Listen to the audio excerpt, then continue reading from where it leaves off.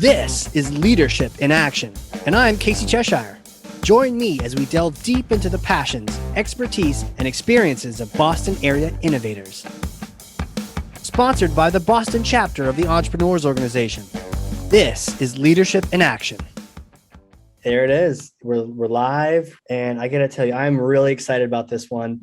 The guest today is amazing. She is a speaker, a trainer, an entrepreneur, a world traveler, fellow EO member, really inspiring. And we were just talking earlier, I think even a better podcast host than myself. Her show is the Global Marketing Show, author of The Language of Global Marketing, president and owner at Rapport International. Wendy Pease, welcome to the show. Thank you, Casey. It's great to be here. You're the person that got me into podcasting, so I'll always be eternally grateful to you. I know, right? And well, I'm so glad because I learned from you as well. I mean, you are so connected and you're so caring, and you epitomize just the connector that is always trying to help connect people with solutions, and everyone I meet knows you already. So it's such a pleasure to have you on here for a moment and to extract some of the knowledge from you. And so I want to start right off the bat and say, we have a myth we want to start with. Smash this for us. What is a common misconception about leadership or being an entrepreneur? The myth I want to smash is that your company is too small to go global. Too small. Really? I even sometimes think that too, right? You got to get your shit together in the US or in your local country, wherever you're at, and then you go to the next country. Yeah, but what's get your shit together? I know, it's right? Like being ready to have kids. Your shit's never together and you're never ready to have kids. You know what? That's a great point. You are never ready. You're never ready even when you have them. You're still trying to learn.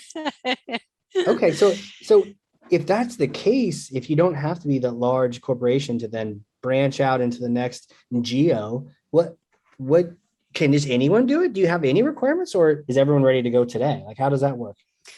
Well, you have to have the kind of company that would go global. I use the example of a local dry cleaner. That's going to be hard for them to go global, but there are things that they could do to make their place more welcoming if they live in a multicultural, multilingual neighborhood.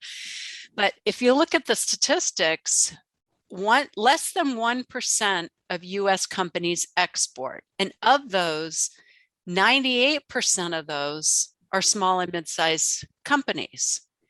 And the number one export that we have is services. So even if you think, I'm in a business to business service, I can't export. Well, think again, because there's lots of consultants and trainers and technology companies and all sorts of accountants and lawyers that all export. So if you start thinking about that, you're like, what's the similarities of the companies that are doing it? It's that they have the openness to do it. And then if you continue to look at the statistics, those that export have higher profits, higher revenues, higher salaries, higher valuations, and they're more stable companies. Jeez. And the next reason is that the state and federal governments offer free supports to help small and mid-sized businesses. So you can get grants to help with translation. You can get free consulting to look at market strategy about where to enter. You can get grants to go on trade missions to meet people. They'll help you find distributors. And the reason they do this is our balance of trade is so far off. We import so much more than we export that the US is always trying to encourage companies to export. But here in the United States, we're afraid of other languages, we're afraid of other cultures, and we've got a large enough market where we don't have to. Like if you look at some of the other countries, I was talking to somebody today. He's from Macedonia. That's where he was from. Nice. They've got 2 million people there. So a company like that, or Belgium, they're going to be thinking about exporting from the start. But US companies have so many advantages if they start doing it. What a great point that a lot of these companies plan to export from the start. Yes. Interesting. Yes. Yeah. No, and if the ones that don't, well, the technology companies in the US that don't plan from the start really run into trouble because they can be found online, usually with their technology, and people want to use it. And then it's not easy to adapt it, with the fonts or the programming or adding additional languages, that they run into a real problem. But yeah, in other countries, they think about exporting from the start because they don't have as large a market. And, that's, it's a benefit to them in one way. It's also a challenge because they can't just, do it in their own market. I was surprised that you mentioned that it was mostly services. And I know. I'm a service guy myself. And I love professional services. And I hadn't really thought about exporting services as much as, I guess I've done it and I haven't even thought about it. But You're right. It's not just products, it's services. Really, anyone can go global at that point. Oh, yeah. And do you know how many companies are out there in the world that want to enter the US markets? So if you do a little bit of multilingual marketing, get found online and stress that you can help companies enter the US market. Wow. That's a huge opportunity for you. Or, talking to your companies, your creative agency, you help them grow, talking to your companies about how they can expand internationally. And say you have a company that goes into Germany and then they have a supplier there that is looking for marketing and they introduce you. There's natural ways to expand from there. This is great because it's a podcast, but when I ask these questions, I'm literally thinking of my own company and in different ways. And even mentioning the idea of offering for others, trying to enter the US, we help people launch podcasts and wow, what a great way to help a company enter the US by helping them launch a podcast. So that's what I love about conversations with you is these aren't like bullshit questions that I'm just thinking of to, to just sort of fill up. I'm like literally trying to implement these things. And I hope everyone else listening can too. The challenge is, man, by the way, you're a stat wizard. And I am convinced the defense rests. I like these, all the numbers, the facts are there. And then even as an entrepreneur, I know we're always listening for those imbalances. And when you reminded us that mostly we're exporting, and so because we're exporting so much, the government itself is like, please, people, mostly we're importing. I'm sorry, you said mostly we're importing, and the government's like, please export something for the love of God. Here's 1 million grants. Here's tax breaks. Here's all these things. I feel like that's an imbalance worth jumping on. It's huge. I just went to the CITO conference. It's the State International Development Organization. So all the state representatives that give out the grants to help exporters were there. And they don't want to spend the money advertising the grants because they want to give the money out to the companies so the companies can use it to export. But then here sits all this money. It hasn't been used in a lot of states over the past year or 2 years because of COVID. And some years it goes unused. So they love it when I put stuff out on social media about, the access that they can have to these grants. And if anybody calls me, I'll connect them direct to that person in their state that gives the grants. And the application is really easy to fill out. And this year they expanded it. So this is good for you to know that it's not only for translation and trade shows. You can also update your website and do your marketing material with the grants, because what they found was with people trying to do all the online marketing rather than going right into translation, they're like, well, I need to update my website, and they'd have to come up the money for that. So they expanded the grant program to say you can update your website and then translate it to try to get the international business. And it works because I've got clients, I've got case studies all over the place that talk about how adding translation onto their website increased their business. Wow. Okay. I'm now not only convinced, I'm overwhelmed. So where do I start? Like what is step one if everyone listening now we're convinced Wendy Pease has evangelized the international advantage here and we want in, but do you translate your website? Do you go after these grants? Like what is there a step one? Is there a place to start? We start with strategy. Okay. So, as a marketing specialist, you go in and you want to understand what are the goals that the company's trying to achieve. Okay, when you can understand those goals, you can set up a marketing plan. And then your multilingual marketing plan or your global marketing plan is going to align with what your marketing strategy is. So the first thing you need to do is understand what your company strategy is. You need to have senior leadership buy-in. You have to make it a focus that you're going, that can be one of your traction rocks for the year. Right, yeah. And you've got to break down what that's going to look like. So once you've included in your strategy, then you have to think about, okay, where am I going to go? So if you're just starting out, my advice is you figure out which country you're going to go into. Okay. Now, a lot of English speakers will start with UK, Australia, Ireland, Canada, because, they speak English and it'll be easier. Well, you know what? We translate into those Englishes because they are different languages, and you've got all your competition going into those markets. So rather than looking at it by language, you want to look at it by the opportunity in the marketplace.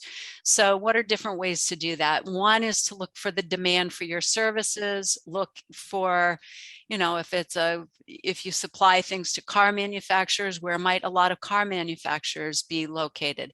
If you've got consumer products, or you've got, wind current measuring devices. This is a client that we work with. Go on your website and see who's landing on your site, because they're searching for your keywords.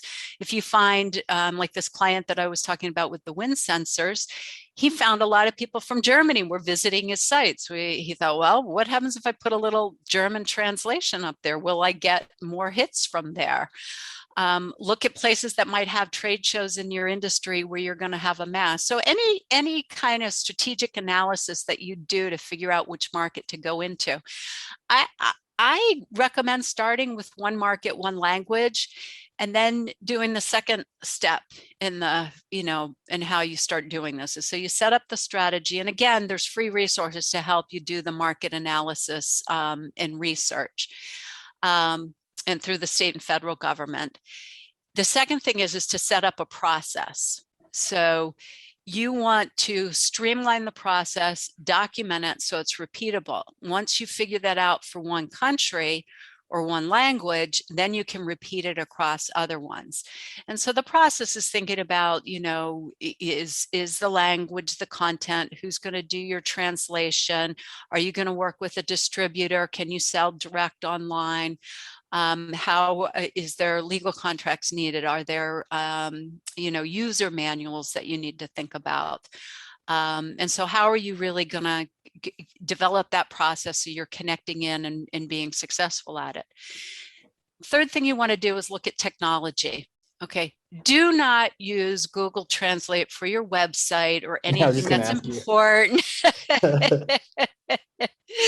Now, I'll give you some use cases for Google Translate, but the quality is not there and you can run into problems. And when you go to a website and it's got a crappy translation that was done on Google, you click right off of it. You're not going to spend your time looking at it. You've got a couple of minutes, you've got a couple of seconds to grab somebody's attention. I never thought of it. Does Google Translate make your website look like one of those emails you get from the Nigerian princes in Africa offering to give you gold in exchange for, does it look that the English is just off, right? Is that what our sites look like to them in their language? It's in German, but it's just not really German. It's funky, and it feels like a scam, right? It doesn't build trust when they see that language is off just by the tiniest little bit.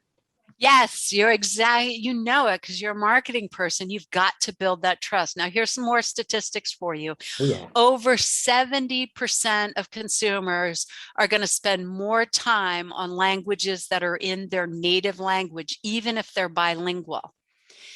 Now, over 70% say they're more apt to buy something if it's in their native language. And over half of them say that they'll spend more money if information is in their native language. There it is. It is. And not just Google Translate, but do you have any crazy examples of where these sort of machine translations have just gone amok Oh, yes, yes, yes. I have lists and I'm lists sure you of do. them. So Is that like a frequent, like, hey, let's grab a bottle of wine and talk about some stories of international? oh, yes. And if you find them, send them my way. Any faulty Google Translate or any words that don't have a direct translation. So here's one for you. It's Katzenjammer. Okay, it means hangover.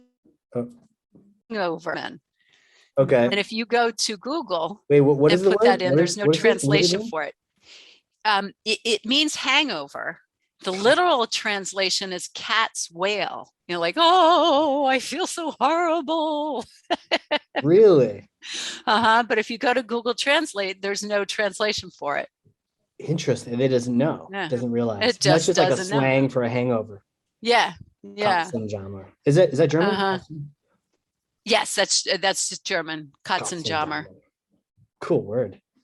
Yeah. How about redneck? You know what a redneck is? Right. Okay, so if you're in the US, you know what a redneck is. And a redneck is somebody that's kind of a maybe crass, unsophisticated, the beer belly, drinking beer, usually somebody who lives in the rural parts. Sometimes it can be derogatory. Some rednecks might be kind of proud. So it gets a flavor of a culture. And so often people think that it comes from being a farmer because you get the back of the neck is red from being out in the sun, but it's actually an urban myth. The real meaning of redneck is back in the mining days, old time mining days, when there were no worker rights. It was before the Industrial Revolution, and people were starting to say the mines aren't safe. We should have more rights. There's, nobody watching out for us. And so all the people that supported those new safety protocols wore red bandanas around their neck. And so they were rednecks because they were fighting for workers' rights. Wow. Yeah. Isn't that interesting? So if you put that into Google Translate for Spanish, it comes up as white peasant. If you put it into a white peasant, doesn't even make it a red. Oh, because it's not. If it's together, it doesn't know. And a white peasant. Oh, geez. Yeah. That's not the same. And if you use Google for translation into German, it comes up as farmer. So it doesn't capture. They're trying, right? They're trying to. It sounds like it's not. It doesn't just say like it's not like a neck rojo. It's not like a red. It's not literally changed. So it's trying to get there, but it misses it. I mean, white peasant doesn't work. Farmer isn't exactly accurate because, like you said, it's a myth that it's the sunburn. So yeah, and this is just like a couple words, but imagine a web page full of them. Yeah. So here's another one that's good. Were you on the Trevor Noah call with EO? No, I didn't get on that one. Oh my God. I read his book. I loved it. There was nothing I was going to do to miss that. So Trevor Noah, the night show host, he wrote a book. He's originally from a poor area in South Africa. So he talks about a amambuhua. I don't know how you'd say it in Afrikaans, but that's a poor person who's acting white by dressing fashionably and trying to show that they're beyond their station, even though they live in shacks. So if you put that into Google, you get butterflies. So I could keep going all day on these, Casey. I love them. Right. Jeez. So we can't use machine translation. So technology comes third. Is there a fourth, or those three? Because you said strategy, process, technology. Okay, so let me go back to where I've seen good uses of Google Translate. One is if you get an email from somebody and you just don't know if it's one of those send money to my bank account emails, or if it's a legitimate business proposition, you can pop that in and get the gist of it. Now, if you're going to reply, unless you know them well, I would say avoid Google Translate. Try to figure out a better way to do that. We have telephone interpreting for $1.40 per minute. You can get somebody on the phone and 20 seconds. It's very affordable, and then you can have an accurate conversation. Oh, that's cool. I was actually going to ask you about that, if I could interrupt real quick. Yeah. Does your company help with all of this? Oh, yeah. So because I'd like hiring experts in a particular topic and just be like, let's help us figure out the country to go to, the one language, the one country, and then help us figure out the steps. Like, is that something that you're... We don't deep dive into strategy. What we will do is, if you don't know where to start, contact me. I can talk about your corporate strategy and what you want to do. I mean, I have an MBA from Dartmouth. I've got business strategy. I've worked in business development for years. So I can get you started on how to think about it. I can help you with how to handle the language stuff. But if you need a deep dive, then I'm going to send you to the free people at the state, or point you in the direction of a paid consultant that I think would be good for you. And that's why I keep a very wide network, is because I like to match people with who I think would work well for them. Got it. And rapport would be specifically fill that gap for people on the translation side. Is that? Yes. Any of the language. So any of the communication. So, if you're thinking, we do video interpreters, phone interpreters, in-person interpreters, conference interpreters, any form of written written documents that need to be done. We do chat. So anything on the language and cultural adaptation. Yeah. Makes You're going visiting, give us a call. We can give you some suggestions on doing business in those countries. Gotcha. So what we're really good is helping you figure out the best and most efficient way to communicate. Yeah. Get that message across the way you intended it in the first place. Yes. The cost and genre in the middle of it. Wanted to shift a little bit, talk a little bit about more of the entrepreneurial side. Because I know you've been at this for a while. You often hear that it's lonely at the top, because it's isolating and you got to make tough calls and that kind of thing. Are there any kind of resources that you utilize, communities, any tips in terms of how to make sure that you still stay connected, even when leading a company? Yes, I'll talk about my most current connections and then work back to other things I've done through the years. I mean, we met through EO, which is Entrepreneurs Organization. For those of you who are listening and don't know, it's an EO podcast, so you might have some insight into it. But it's for, there's an accelerator for people who are more in the startup phase, and then there's the actual membership global organization. I've been so impressed with the people that are members of EO. I've gotten all sorts of ideas and insights, and just, it's a fun group. I mean, entrepreneurs are a unique, type of person who are drawn to live this life. So I can't say enough about EO and joining that. Before that, I did a program called 10KSB, which is sponsored by Goldman Sachs. It's a free program for businesses that qualify. You go through an application interview process. And there I was put in with a growth group, which was a group of 7 of us that worked together to work on building a growth plan or a strategy. And I have found great connections through that with people. I did that years ago and I'm still connected. Actually, I brought Emily Brackett, who is a new accelerator member at EO. I brought her into it. I told her about it. And so it's good to, I'm trying to get others that I know through that. Other places that I've gone for support is there's a Center for Women in Enterprise in Boston who they have classes, and you can go in for consultants with the advisors that they have there. So that they're particularly good with startup organizations. If you don't know how to set your organization up or where to start, how to look at your finances. So I did use some advisors there. Their conference in the fall is very good. They've always got fantastic speakers there. And then there's the SBDC, Small Business Development Center. And they have, again, free government resources for business owners. So when I acquired a company out in Nebraska, I went to them and they actually helped me put together the financials to present to the bank to get an SBA loan to fund the acquisition.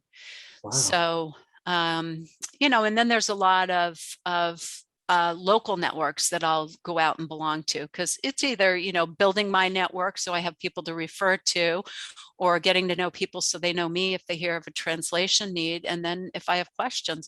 And then I have my friend Sarah Ganand, who's a marketing strategy consultant, that we do a coaching walk every other Friday through the woods with our dogs and talk business. Oh, that's awesome. Shout out to Sarah. That's great. Maybe she can, Yeah. next time she's walking, she listen to this podcast. I will tell her that when I'm not with her. Yeah, this is an impressive list. As I got to maybe the fourth entry, I was like, this was the question to ask you, because you are so connected, but you're also not just to people, but to resources. Unbelievable that actually helped you put some financials together to get that acquisition, the SBDC. Just for those listening, we're going to put all of these in the show notes so you can click right through to them. So in case you're trying to write it down while you're driving or something, don't write it in coffee on the paper in the passenger seat. Just, pull up the show notes and you can click through. But yeah, what fantastic list here. Another rapid fire question for you. Wait. Let's go back to EO, because what? EO, yeah. I've been in EO only a year and a half. I mean, it was a well-kept secret. For years, I didn't know about it. But you know what I've been most impressed by is some of the speakers that they've had on. I mean, Trevor Noah was on, Barbara Corcoran, Mark Cuban. We had the guy on for our chapter event of the breath holding, or the deep dive, free dive. That was record cool. holder. He was amazing in teaching us how to use our breath to calm ourselves and how long we could hold our breath. And so I've just been so impressed with the access to information. And I haven't even done any of the international travel, which I hear is phenomenal to connect with other entrepreneurs. Yeah. I've been on the Slack channel and the WhatsApp, and met all sorts of neat people. So anyway, enough about EO. What was your next question? No. I mean, it's true. I mean, that's what brought us here together today too. And even this podcast is a chance to, one, learn from each other, but also learn from other CEOs who maybe aren't in EO yet, and expose this to them so they have an opportunity to learn more about it. Because you're right, EO is a member-run organization, so we're all running businesses. We're not all thinking like, oh, how do I put this out there for other people? It really is like a best kept secret that only maybe a fellow, entrepreneur might tell you about. I read about it in a blog from an entrepreneur that I really respected in Atlanta. It's the weirdest ways. And when I first read about it, I didn't, qualify. So it was just one of those things. But yeah, EO has been fantastic for me. I heard about it from Wendy Lieber in the South Florida chapter. I know Wendy. It's such a small world. That's the thing. Like, it's a global organization, but it shrinks the world to such a small size, which is pretty fantastic.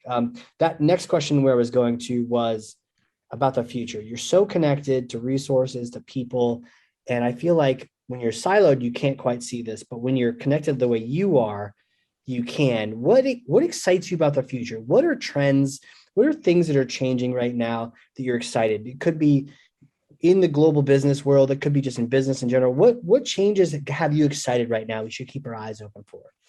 Well, we've had a virtual office for 17 years. So we were virtual before there was a cloud. I can remember having an old dial-up computer in here for an employee to get in to access information.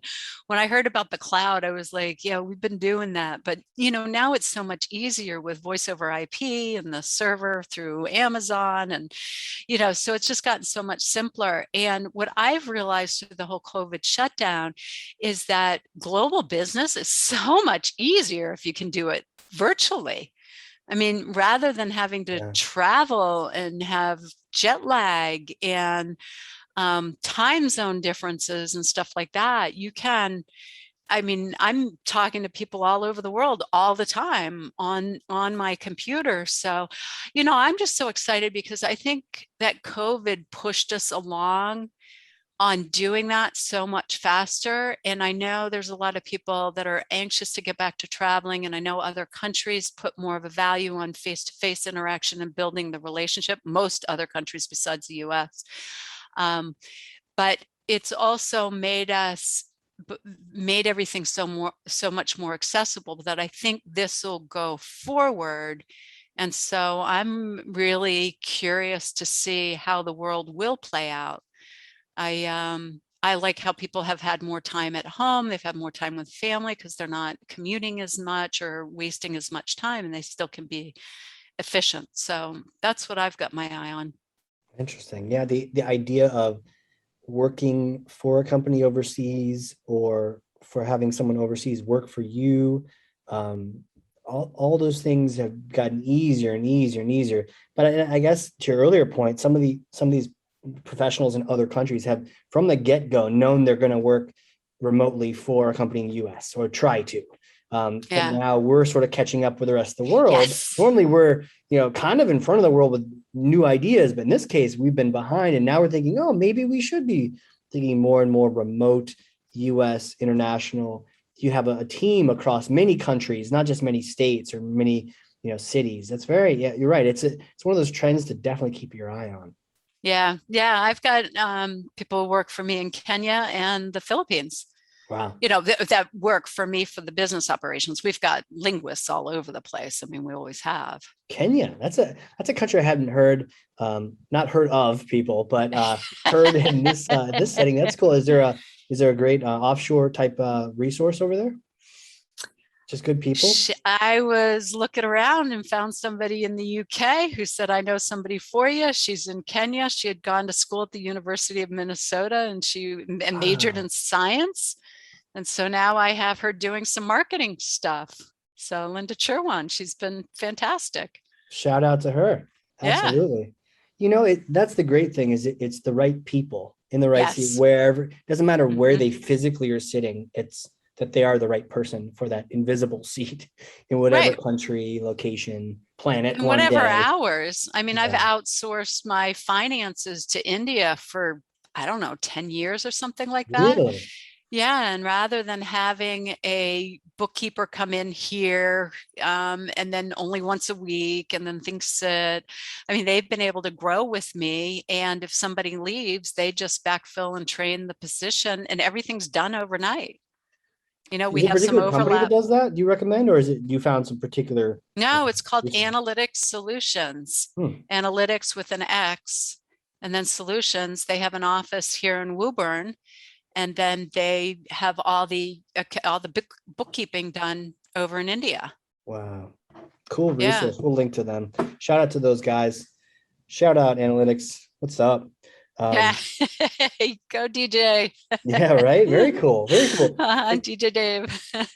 I'd love to shift a little bit with you here, and we've learned so much from you on this. I'd love to learn a little bit more about you. Like, who are you? Like, we've worked together. We've collaborated in EO.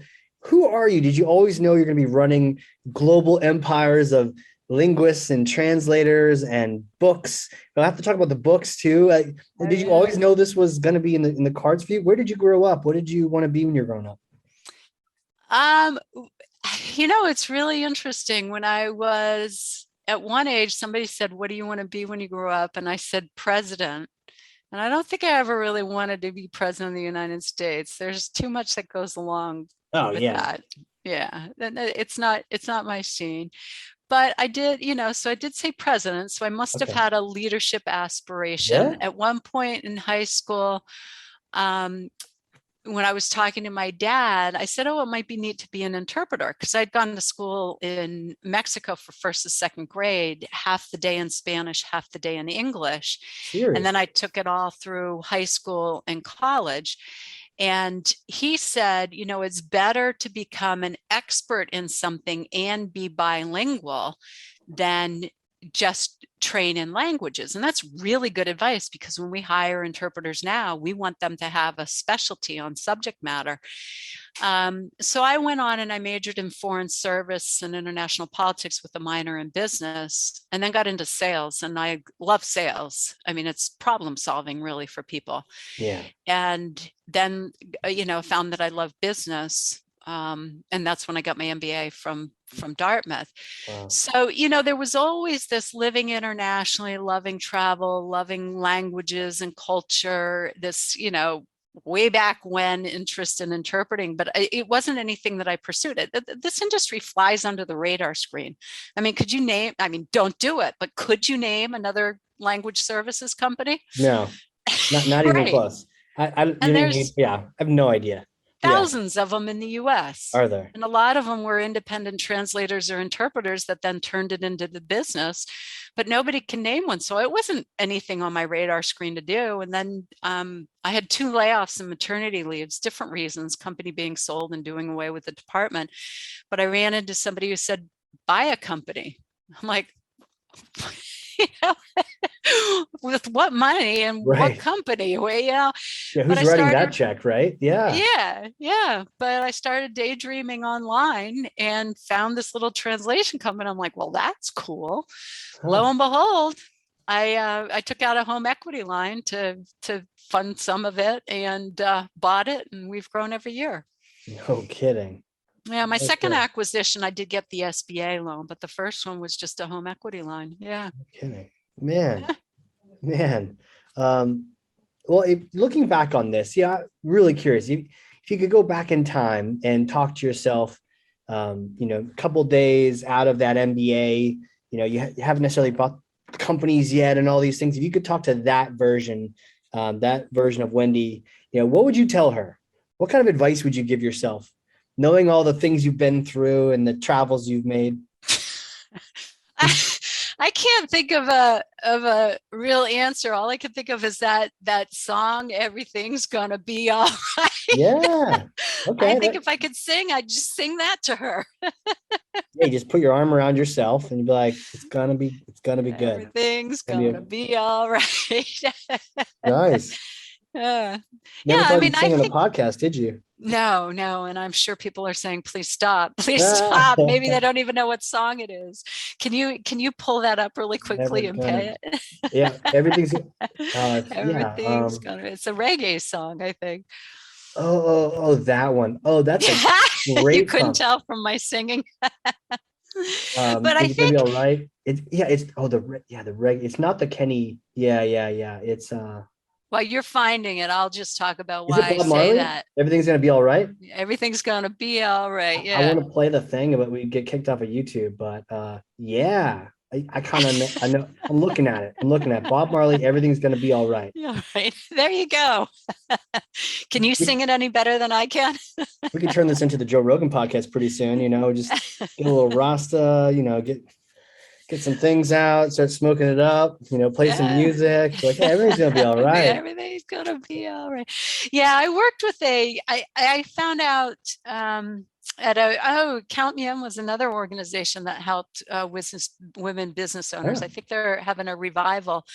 And they did research on what makes companies successful. And the only thing they found was the leaders who had a coach. So after that, I hired Alicia Marie at People Biz to be my coach. And a lot of good leadership is really emotional intelligence. And so I did, along with her coaching, some of her leading change courses, which were absolutely fantastic. And I came up with I still have the stages of energy hanging on my bulletin board, is that if you can get up to the peace, joy, love, and enlightenment and kind of hang in that area, everything's okay and all is well, even when you're in the depths of hardest time, telling yourself all is well. And I went through 1 year where I had a really hard time. I made some bad investments and got really tight on finances. And that was the only mantra that got me through. All is well. And we came through it stronger, and we put some processes in place for it. But everything's gonna be all right. Well, you know what? I'm fine with your singing, but I don't think YouTube's gonna pull us down for that rendition. So I don't think they're gonna recognize it. Should be safe, right? Have you ever tried like singing to Shazam, and Shazam's like, I got no idea. Very quickly we learned that app doesn't do magic. It has to actually sound like the song. But I know exactly what you're talking about. And as soon as we're done here today, I'm totally gonna hit that song on, lean back in my chair, and drink my power drink. Absolutely. So good. But that's great advice, though. I mean, it is going to be okay. But like, I'd love to really switch here and and talk about where people can connect and find you. And I want you to give a shout out and talk about the books as well, because it is no small feat to have a book go live. And I know now it's 2, there's 1 out, but there's 2 there's another one in the works. So, okay, you just held it up, but like, tell everyone what it is about it, where they can get it, because if they're listening at this point, like, I haven't scared them away with my crazy questions, and you kept them here. It's been a single person podcast. Tell them about this book. Okay, so I wrote The Language of Global Marketing: Translate Your Domestic Strategies into International Sales and Profits. During COVID. It published earlier this year. And the reason is so many people are afraid of going international, and of those that even open their eyes to do it. They had a lot of the same questions. So in the beginning of the book, I talk about the opportunity. How do you look what markets to go into? How do you think about who can afford your markets? You know, why English is not the global language, Google Translate, a lot of the things we talked about today. So it's available on Amazon in about a month. We're announcing the audio version release, but it's already up there. So if you're a podcast listener and you're like to listen to your books, you can go get that now. I recorded it I have a wine cellar that I used as my gift cabinet downstairs. I just keep my wine in the kitchen. And I had Brian Morris from Cape Cod. He's a former NPR employee and contractor. He's fantastic. Anybody in Boston should hire him if they're going to do an audio recording. And so you can listen to me and do that. Yes, shout out to Brian.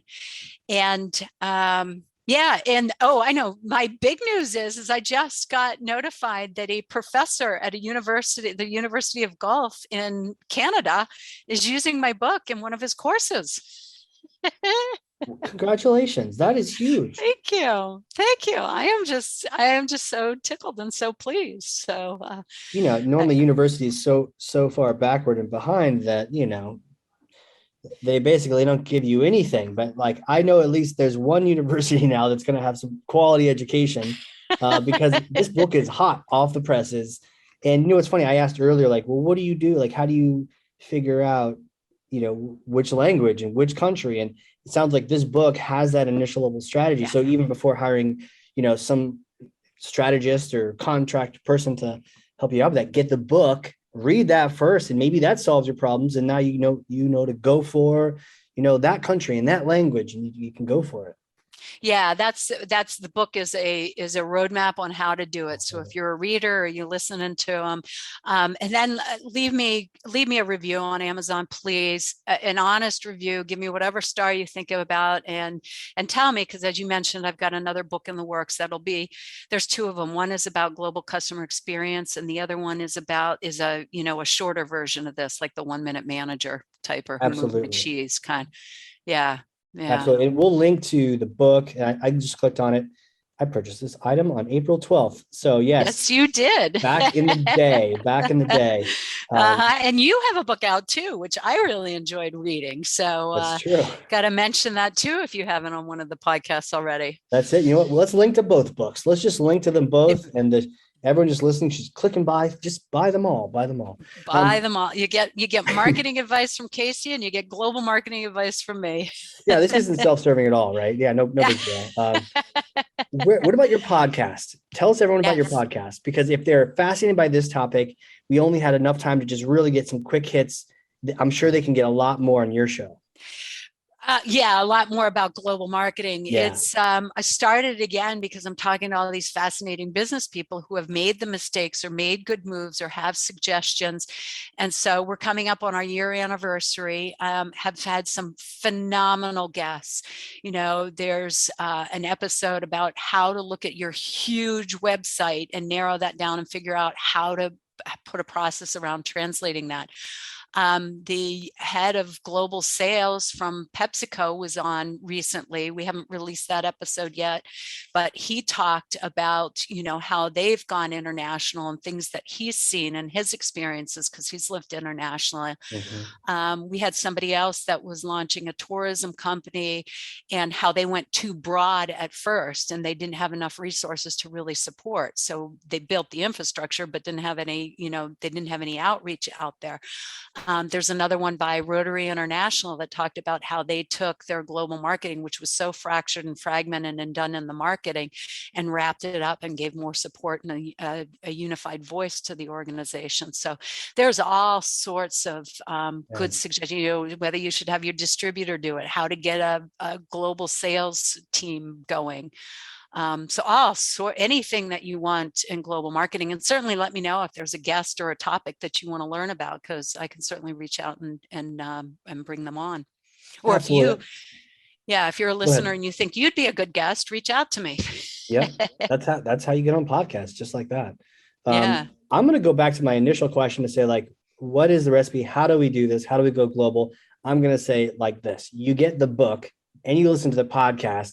And if you still have questions, you can hire someone, but no doubt you get those two things going, you're going to be, light years ahead of your competition, and anyone just trying to, just stay local, you're going to be out in front. So yeah, I love that combination of the book and the podcast is like a power hit. You've got what's codified in the book, and then you have what's fresh and new and experiences that you can't write them all down into a book on that podcast ongoing. So that's my recipe. That's right. That's what I recommend. Yes. Yeah. And then call me when you have questions or you want to figure out how you do your communications, or if you want access to your state representative to get access to the grants. How do you want people to reach out to you? Where do you want them to say hi? What web addresses? I mean, we're going to link to the book and to the podcast. Where else do you want them to go? Have you heard of Linktree? I have. I think the Instagram stars use that. Do you have that? Oh, really? I have that. It's actually free. You go to linktr.ee and you can get a free account and you can put all your social media or links up there. Cool. And so if you want a couple free chapters of the book, if you want the link to Amazon to buy it, if you want to go to the podcast, if you want to connect on me on LinkedIn, Facebook, Instagram, YouTube, you can go there. So you can certainly go there. I monitor LinkedIn messages all the time. You can, or our website is Rapport, RAPPORT, like the French word building rapport, translations.com. And you can send a message into there that will get to me. Those are monitored all the time. Awesome. What is your link tree? Is there a thing after link tree? Yeah. So it's linktr.ee/Wendy Pease. And that's Pease. Oh, look at that. Yeah. A lot of it's free. Mobile friendly too. It's brilliant. So I definitely like people take it. That's what's great about this podcast is like, maybe you listen to this whole thing, you knew everything already, but you didn't know about Linktree. Well, you're welcome. Like you never know what you're going to learn interfacing with other entrepreneurs, in EEO or any kind of podcast like this. Right. I get tremendous suggestions all the time. Absolutely. Yeah. So good. Wendy, thank you so much for being on here. I feel like I could talk to you all day, and I can get a little taste of that on the globalmarketingshow.com. So that's what I'm going to do next. But again, thank you for being on here and just sharing your wisdom on going global. Hey, and thank you for having me. I'm so glad that you're doing this EO podcast, and it's always great to see what you're doing because you do lead the way with podcasts. Oh, thank you. Super kind words from a fellow podcaster. I see your 50 plus episodes in 1 year. Bet you'll have 150 by next year. So keep up with that. Thank you all for listening. If you want to learn more, eoboston.org or leadershipinaction.live are the sites to go to. And if you've learned something on the podcast today, or you laughed, or both, tell someone about this podcast, share it with folks on LinkedIn. That's how you become a thought leader. If you're interested in EO, shoot me or Wendy or anyone a note. Again, eoboston.org for that. And that's it. Thanks again, Wendy.